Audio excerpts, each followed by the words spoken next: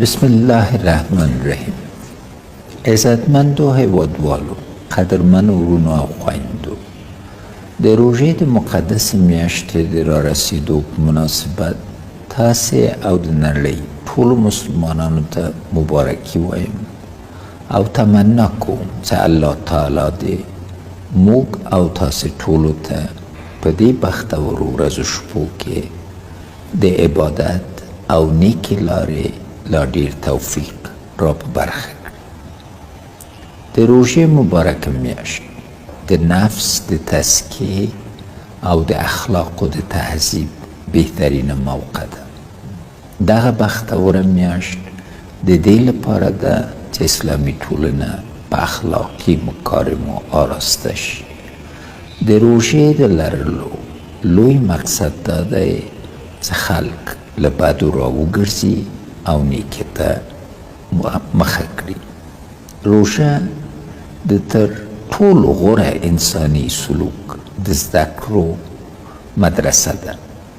د روژې مبارکې هره میاشت په حقیقت کې د تربیت یوه نوې دوره ده چې وګړو ته په کور کې، په بازار کې، په کارځای کې او په بل هر ځای کې له نورو سره د چلند اخلاقی طریقه ورښیي.